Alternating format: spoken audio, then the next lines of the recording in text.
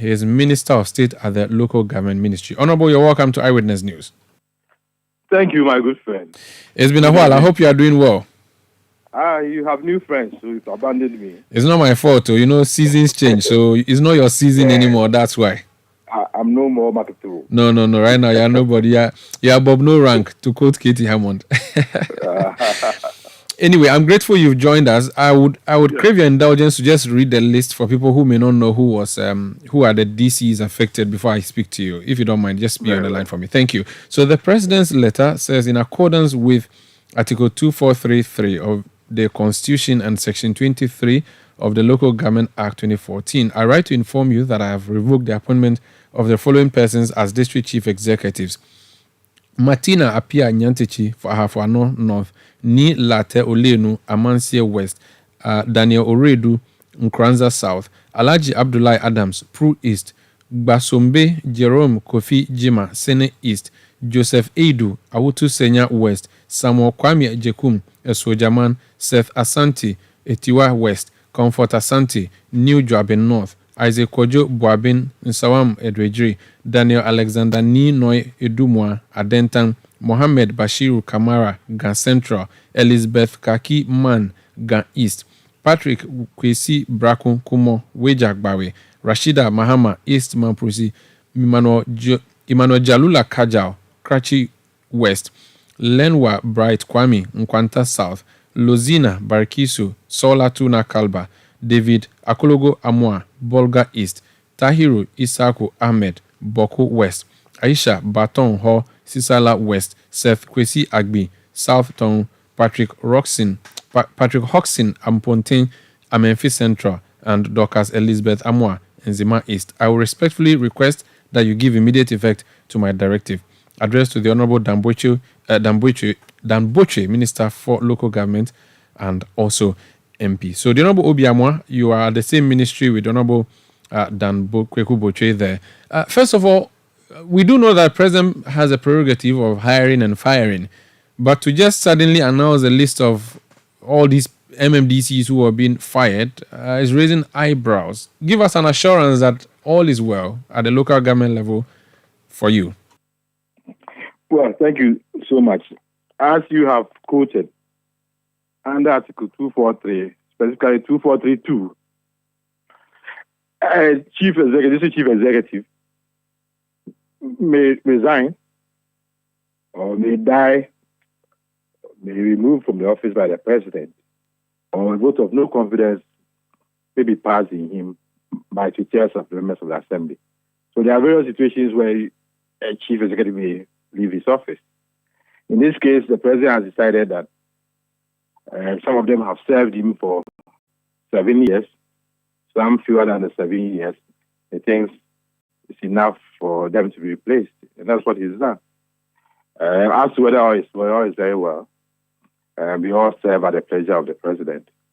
And once he decides that you've served him enough, somebody else should continue. It's like a football match. You have those on the bench, you have those playing. If the coach decides that probably you could do well, but somebody else can do better, the coach will decide to bring on somebody who can deliver.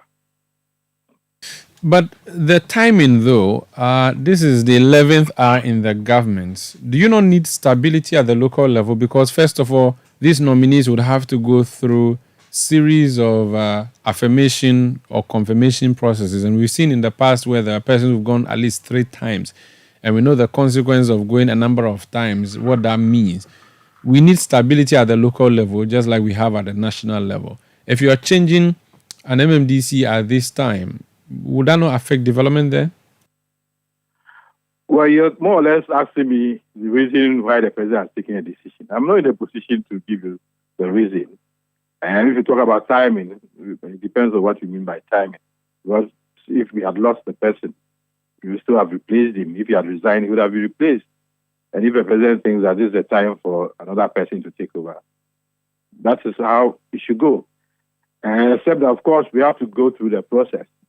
It has to be approved by 2/3 of members of the assembly, present and voting. That's what the Constitution says. We'll go through the process. We've been going through the process every time. And we have to do it this time too. As to whether to take X months, we are very sure that it will not take X months. Because consultation have been done, and all things being equal, the new ones will take over very soon. I see. The rumors in town are that, too, these persons were either doing anti-O B Amoah agenda or anti-parliamentary candidate agenda. Is that something that has come to your attention? Well, this morning I read the Honorable Minister Damuche responding to this issue, and his answer was for us to just go for how the Vice President performed in the various districts before we can make that argument. In any case, it has no basis at all. Otherwise, you will stretch it and say that there are some places where probably the MCs or MMDCs did not campaign for Vice President O B Amoah, but they are still in office. So I don't think that should be the case. As to whether they had problems with their members of parliament, it depends on the president's discretion as to whether such a person should still serve or let somebody else take over. Now, I do know that the president appoints and he's the one who revokes the appointment too, but do presidents really know all MMDCEs that serve in his government? Is this not usually left to the party at the grassroots? And for which reason we can say that if the party represented by the parliamentary candidate is not happy with an MMDCE, they will be out of the government based on our advice to the president? Is that something that holds? The president is advised by various stakeholders. And if you look at our structure, at the regional level, the MMDCs work with the regional ministers. Of course, the regional ministers will have input as to how such persons are performing. And even traditional authorities are also in the assembly. So various stakeholders comprise the assembly, and then various personalities are involved in supervising these MMDCs. So if for any reason the president has enough information that such a person is not performing to his expected level, that person may have to leave. These persons who have been asked to hand over their jobs, is it with immediate effect? Well, administratively, if the place is vacant, the coordinating director takes over until a new person is appointed. So all things being equal, it means that if you have anything to do, you have to hand over to the coordinating director. And once a new person has been announced, you have to go through the process for such a person to take over. We have seen the president's list of new persons already. So that means that these MMDCs who were fired on Friday, should they have gone to work today, for instance?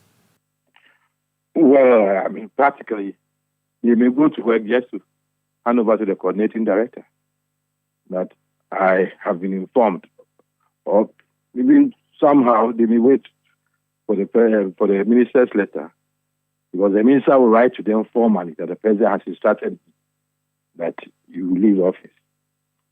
I see. And then once they've heard that they've been asked to leave, they will make arrangements to leave.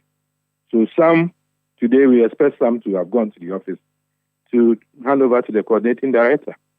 Some may have excuses that I'm out of town, I'm indisposed, give me up to maybe the next 48 hours, I should be able to hand over and then move on.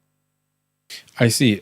Since I have not spoken to you in a while, please indulge me. Let me just ask a few more questions that may not be directly related to this. What would be your own verdict on your government's performance at the local level, having been a minister and deputy at the Ministry for Local Government all these 7 years of the Akufo-Addo government? Well, that is a whole subject that we need time to discuss.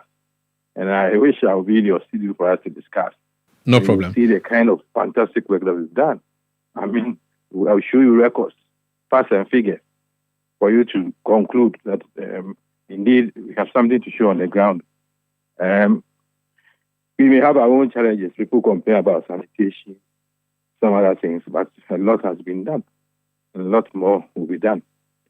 For instance, if you talk about development, we've done a lot, and we've invested so much.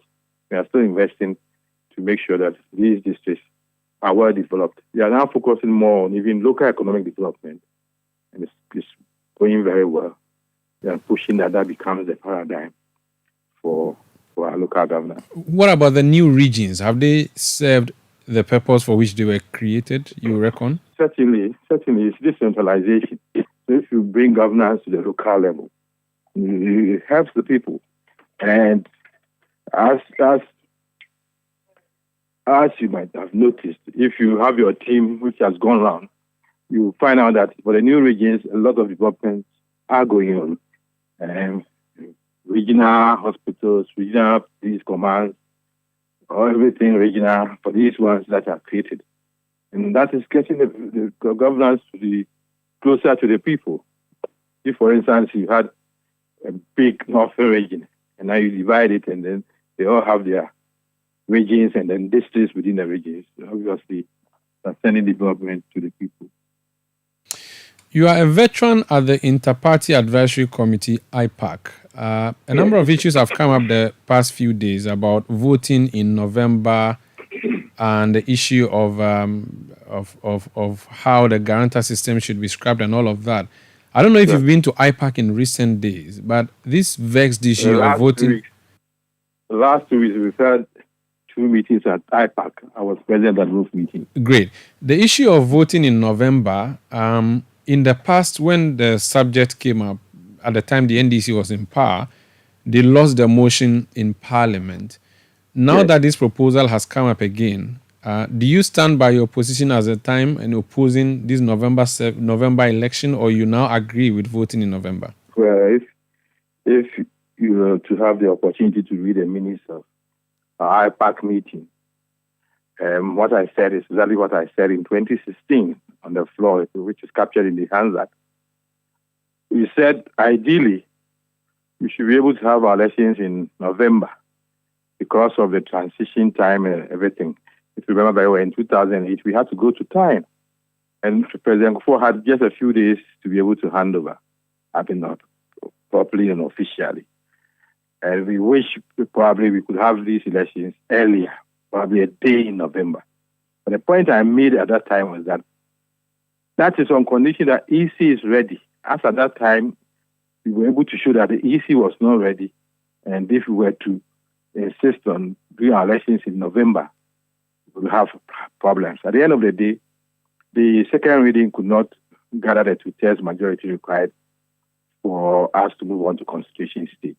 So at IPAC, I made the same point that we need to have, 1, the parliamentary calendar, 2, the EC's own timetable, 3, the assurance that everything will be ready before December or before November that they are proposing. If not, they may end up in the same situation that we ended up in 2016. So I disputed the idea that why not 2028? If possible, if we could even pass it in 2024, it should take effect in 2028. Others too said, if it's 2028, then let's wait after elections and start early enough that everybody will be aware that in 2028, the elections will be in November. That's how we concluded. So, my party, we are not stuck to any situation, November or no elections, or December or no elections. No, not at all. We look at the practical issues and we are saying that if you want us to support this, we have to be assured that the EC is ready and prepared, given its timetable. I interviewed Professor Jampo the last time. Not Jampo, forgive me, Professor Electoral Commission, Bosman Asari. Bosman, yes. And he said to me that they put the issue before you, and even though there was an agreement generally that we could have it in 2028, there was also an agreement that if EC put its acts together, you could have it this year. And so they were going to proceed with voting in November this year, which means bringing the legislation and all of that to you. The sense he got was that they had the all clear to proceed. Do you get a sense that they can proceed? Well, that is his interpretation. But the point that I made is the fact that you need consensus. No party has to test in Parliament. So if our colleagues from the NDC think otherwise, the bill will fail. Because we MPP, we don't have to test to say that if anything doesn't agree, then we go ahead with the second reading and the constitution stage and third reading and pass it. So even though some of the other parties were saying that if you look at the submissions, then obviously more people preferred November. So why not go ahead? My point was that, fine, you are PNC, you are LPG, you made a submission, you said yes. When it comes to constituting the bill, it's the two major parties. So if one side doesn't agree, the whole thing will stop. And according to the NDC, they think this year is not appropriate. So we should move on. If worst case scenario, if you're able to convince them I should start in 2028, but I want to do it now, so be it. But they have shown that they are not really interested in 2024. So you wouldn't push your luck, would you? It's not about luck. Because he gave me the indication that they were going to proceed. I mean, he thought that they could make it. If they proceed, unless something dramatic happens, it would mean that even if on the MPP side we think we can go ahead, we don't have the two tests. It's as simple as that. In which case, it will be a size in futility. Because in 2016, the same thing happened. 2016, the EC, the Attorney General brought a bill. When they got to the second reading after the submission by the committee, we made cogent arguments as to why November would not be suitable. And that it was risky going ahead to pass it in November when the EC said was not ready. At the end of the day, two tests could not be gathered. And the whole thing had to be abandoned. The NDC lists a number of reasons it believes is not practical this year. For instance, the calendar is not out, registration has not happened, all of those things. And so it believes that the EC wouldn't have the time to even bring the election to November. But Professor Bosman gave me the indication that they were going to issue the calendar at least this week, and they were very certain that they had the capacity to go ahead. Do you think they can, based on your knowledge of our elections in the past, that if calendar is not out as of now, in February, an EC can still go ahead and conduct elections in November? Well, you have to know the process. It's an amendment of the Constitution. This is not entrenched, it's a non-entrenched provision in the Constitution. In which case, you have to go through the process. You gazette it for the number of days that is required. Then it goes to Council of State for advice. It is referred to the Committee Parliamentary, Legal and Constitutional Affairs. Then they bring their report for second reading, at which stage we then debate on the principles and vote on it. If you don't get a two test, that's the end of the matter. So the EC being ready or not will also require that Parliament gives them the go-ahead. So if you bring it, I reminded them that if you look at our parliamentary calendar, we are resuming tomorrow. We are going back to Parliament tomorrow. We will stay till Easter break, depending on when it's Easter. And then we come back. When we come back, we go back probably in August. And then come back probably in October for a few days and go and campaign for the election. So if you don't also look at our calendar and say you are ready, it also depends on the process that the bill has to go through and how Parliament will also speed up the matter. That is why some are saying that if you want more time, bring it quite earlier. If it were to be 2023, then Parliament will have all the time, and then eventually, maybe by the end of 2023, early 2024, it's passed, and everybody knows. Meanwhile, you should also know that some of the parties were opposed to it because they themselves were not ready with their calendar. Ready with their calendar in the sense that the big parties, we've done our primaries, presidential, parliamentary, and then we are moving on. Some of the smaller parties, we are not even starting probably their constituency or regional elections. They know definitely if we were to bring it earlier, we may be even caught in a certain situation. So all those things are perceived to counted in how this whole thing went. And for the NDC, they think this is not the time. It more or less satisfies the matter that probably we can go ahead with it. Very well. Finally, why have you decided to quit Parliament? Well, maybe quitting fair, you may say so, but at the end of the year, I would have spent 16 years in Parliament, 4 terms, 2 terms in opposition, 2 terms in power. I'm no more a young man, the young man that you knew. So sometimes you think that you should move on. Some are ready to spend more than the 4 terms. Some of us do think that the job is a very difficult job, and probably we should move on for others to take over. What is your reason for wanting to? Are you tired?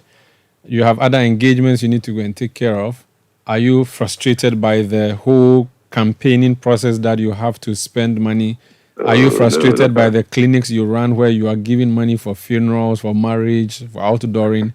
Which one is the biggest one for you? No, not at all. I mean, you go in and you want to be a member of Parliament, and you should know what it entails. And when you've done it for some time, you think that you want to move on. It's just like any job. As I said, I'm not going any younger.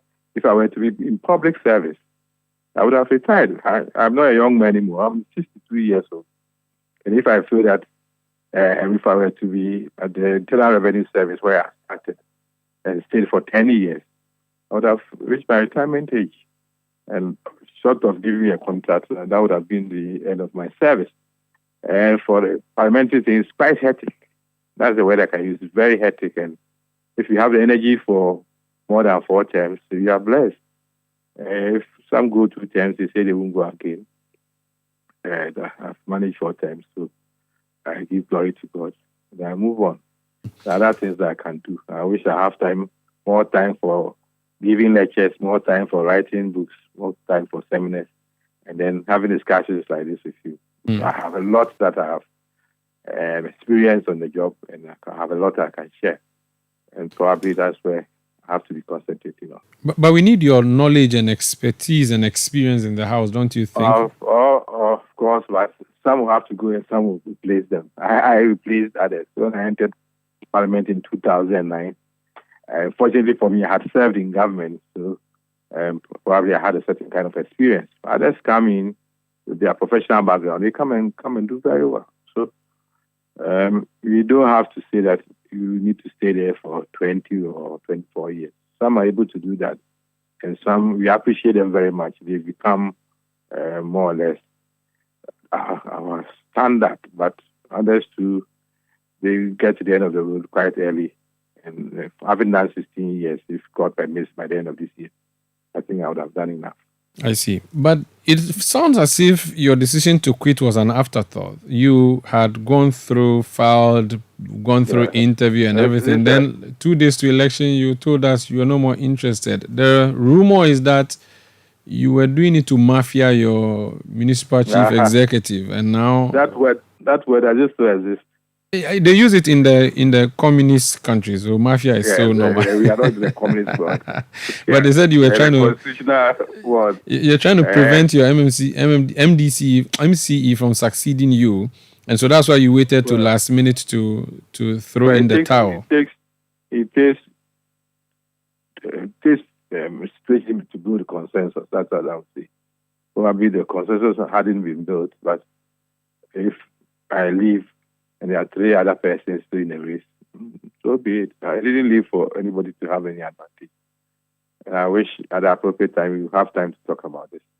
But because the party is still discussing this and taking decisions, I don't want us to talk so much until things are concluded. Probably after the primary. Very well. That's fine. I wish you all the best. Your friend, Professor Ransford Jampo, sends his regards. He just sent a message. He said you are such a fine gentleman. The Jampo I've been listening to him, and it's become more interesting, as usual. I used to debate him on radio, and I used to tease him that we should go for a seat so that he gets the practical aspect of our parliamentary work. But it's not everybody who wants to go to Parliament, so we take it that way. My regards to him. I'm sure one of these days we'll end up in the studio. Very well. Thank you so much, sir, for speaking to us, and wish you all the best. Take care. That's Honorable O.B